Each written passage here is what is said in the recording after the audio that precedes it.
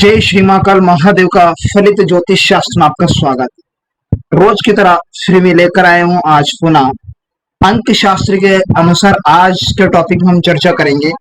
जानिए अपने नामांक के द्वारा विवाह मेलापक किस प्रकार से अपने नामांक से हम अपने विवाह का विचार कर सकते हैं, अर्थात विवाह मिलान कर सकते। जैसे हम कुंडली मिलान करते हैं ना, ठीक किसी प्रकार से अंक ज्योतिष में भी हम नामांक के जरिए विवाह मेलापक कर सकते हैं।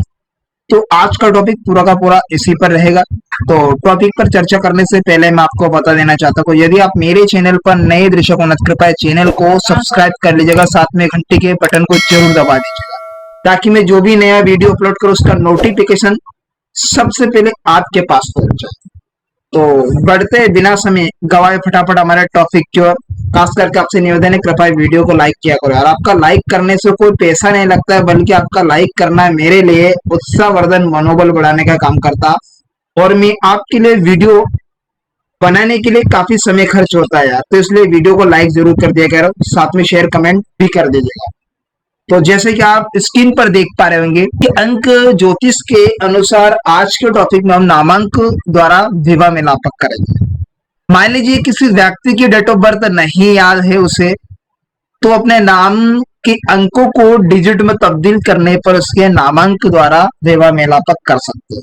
तो यहाँ पर क्या है, लड़के का नाम है पवन शर्मा और उसकी जन्म तिथि है 5 अप्रैल 2000, 5/4/2000 इसकी जन्म तिथि है, डेट ऑफ बर्थ है। लड़की का नाम सावित्री शर्मा और जन्म तिथि 6 अप्रैल 1984।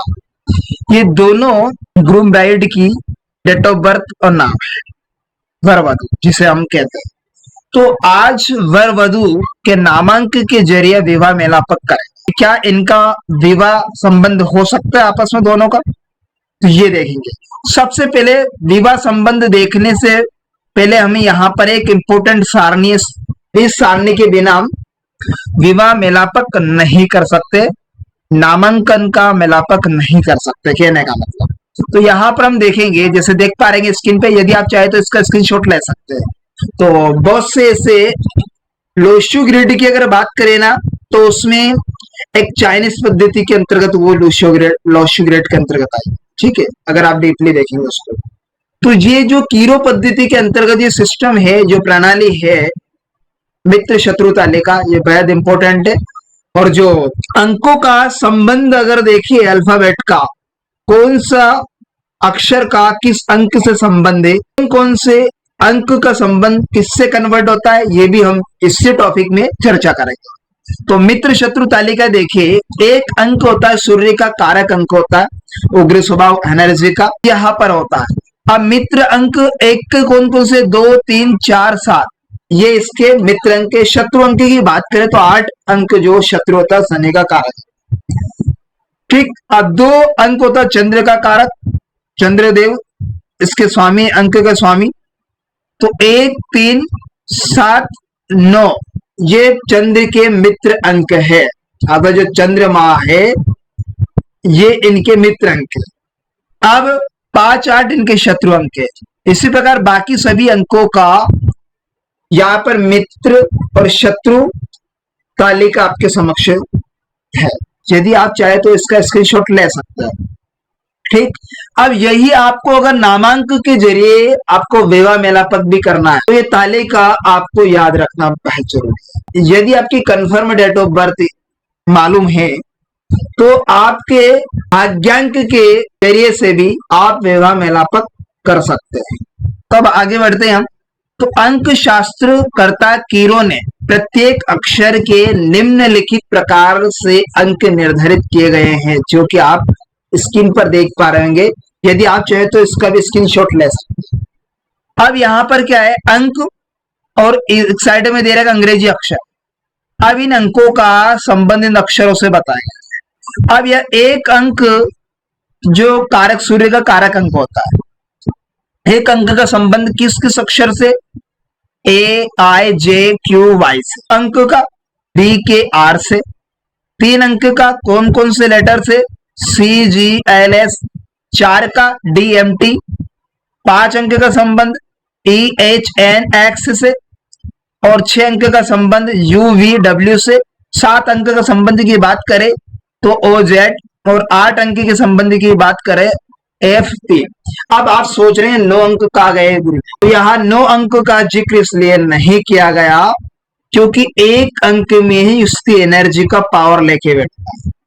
एक अंक ही सूर्य का उग्र तेज स्वभाव का होता है, क्रोध स्वभाव का भी होता है, तो एक अंक में ही इसका समावेशन किया गया। तो अब आपने मित्र शत्रु तालिका के बारे में जो है ना, अंक का संबंध अंग्रेजी अक्षरों के बारे में समझा।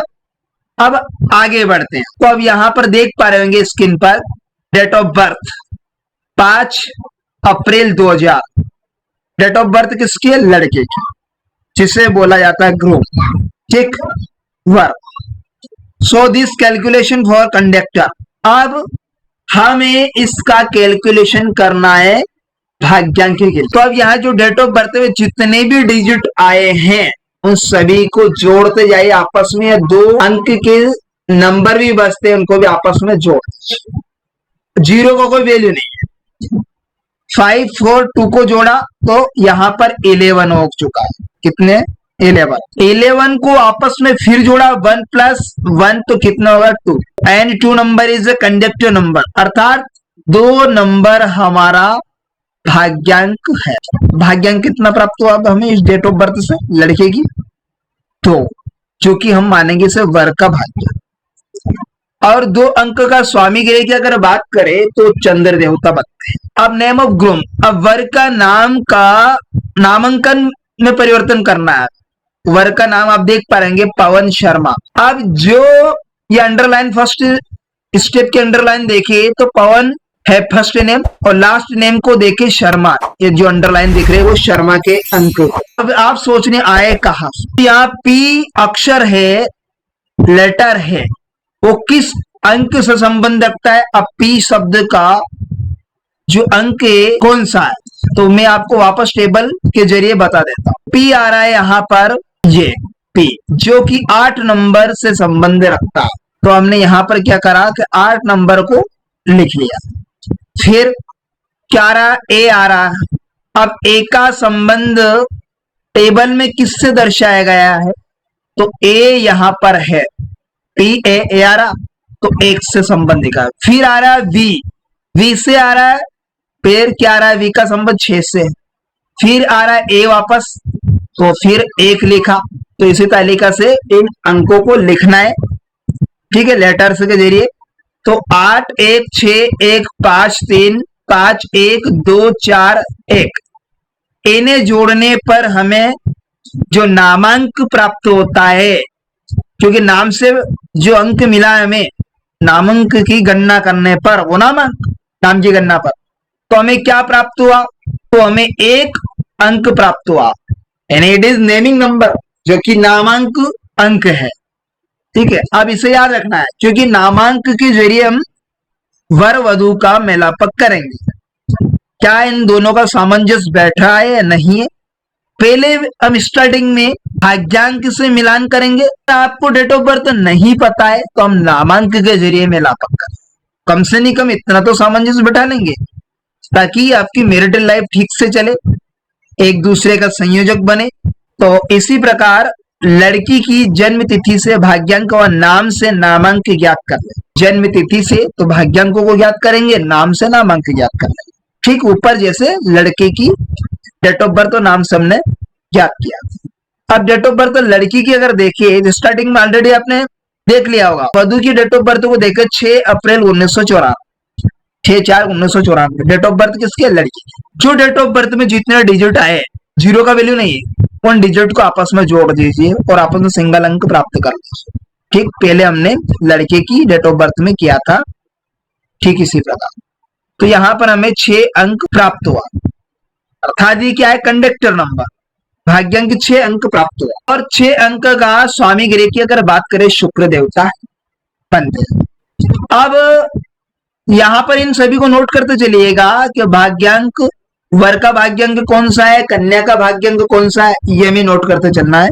और वर का नामांक क्या है, कन्या का नामांक क्या है, ये दोनों चीजों को आपको ध्यान में रखना है, नामांक और भाग्यांक। सावित्री शर्मा। अब ये लड़की का नाम है अर्थात वधु का नाम, इसका नामांक ज्ञात करना है। तो 516421351241 ये हमें उस टेबल के जरिए ये नंबर को लिख लेना है। एस से कौन सा नंबर संबंध रखता है, ऐसे कौन सा संबंध रखता है, ये ऑलरेडी हमने जैसे लड़के का नाम में निकाला, ठीक इसी प्रकार से इसका भी गणना करना। ठीक, इन सभी को जोड़ा सरनेम और लास्ट नेम वाले अंकों के हिसाब से। तो यहां पर जो गणना की तो कितने आए, 7। तो 7 अंक मिला, अर्थात जो अंक प्राप्त हुआ, 7 नंबर जो प्राप्त हुआ, इट इज नेमिंग नंबर। यहाँ हमारा नामांक कितना प्राप्त हुआ तो हमें 7। अब इसे भी नोट कर लेना। अब हम वर और वधु के भाग्यांक का मेलापक करें। मेलापक किससे करेंगे, वो सारणी के जरिए। आपको सारणी नोट कर लेना, यदि आप चाहे तो उसका स्क्रीनशॉट ले लेना। तो वर का भाग्यांक कितना है, 2, और वधु का 6। यह भाग्यांक किसका है, वधु का 6। वर का कितना प्राप्त हुआ था, जैसे आपको पुनः में उसे दिखा देता, ठीक है, आपने उसे नोट कर ही लिया होगा। अब ये भाग्यांक हमारा ये लड़के का था 2, ठीक। अब लड़की का हमें क्या प्राप्त हुआ था, 7। अब इसके नामांक को भी ध्यान में रखना। लड़के का नामांक की अगर बात करें तो 1 अंक उसको मिला है। लड़की के भाग्यांक को 6 याद रखना है आपको, 6 और नामांक 7, ये चारों को नोट करना है। अब यहां पर देखेंगे वर का 2 भाग्यांक है, वधु का 6 भाग्यांक है। अब इन दोनों को सारणी में जाकर देखते हैं, क्या वर का अंक जो मिला है 2 अर्थात भाग्यांक, तो 2 का संबंध क्या 6 से सामंजस्य बिठा रहा, मेल हो रहा है। तो ये तालिका में देखेंगे, तो आपको दिखा देता हूं तालिका में, इसको देखेंगे हम। यहाँ पर 2 है, भाग्यांक कितने, 2 वर का। अब 2 से क्या 6 अंक यहाँ मित्रता दिखा रहा, नहीं दिखा रहा, तो यहाँ पर सामंजस्य नहीं बैठ रहा है, क्योंकि यहाँ 6 का कहीं जिक्र नहीं होता है, तो विवाह नहीं हो सकता है, ऐसे में अशुभ रहेगा। अब बात कर लेते हैं नामांक से, क्या नामांक से विवाह का मेल हो रहा है या नहीं हो रहा। अगर डेट ऑफ बर्थ ना भी हो तो हम नामांक के जरिए ही क्या करेंगे, उनका मिलान कर लेंगे। अब लड़के का नामांक 1 है और लड़की का नामांक 7। अब 1 अंक का नामांक से संबंध देखें 7, तो पुनः उसी सारणी में देखना आपको, 1 अंक जो नामांक है लड़के, ठीक। वधु का नामांक क्या है, 7, तो हाँ इन दोनों का सामंजस्य बैठा, 7, हाँ इन दोनों की मित्रता है। 8 होता तो यहाँ भी सामंजस्य नहीं बैठता, यानी मिलान नहीं होता, विवाह नहीं कर सकते वर वधु का। तो यहाँ पर 7 अंक मौजूद है, अर्थात मित्रता की कंडीशन दर्शाई गई है। 1 का संबंध 7 से विवाह होगा, तो अब 1 और 7 अर्थात सूर्य केतु का संबंधों की मेलापक बन रहा है, अर्थात दोनों वर वधु का विवाह हो सकता है, यानी एक दूसरे के बंधन में बन सकते हैं, दोनों अपनी गृहस्थ जीवन में आ सकते हैं। इस प्रकार से आज का टॉपिक में हमने अंक शास्त्र के जरिए नामांक व भाग्यांक के द्वारा विवाह मेलापक करना सीखा। तो आशा करता हूँ आज का टॉपिक आपको बेहद ही इंटरेस्टिंग समझ में आया होगा। तो मिलते हैं किसी नेक्स्ट वीडियो में, तब तक के लिए आप मुझे दीजिएगा इजाजत। नमस्कार।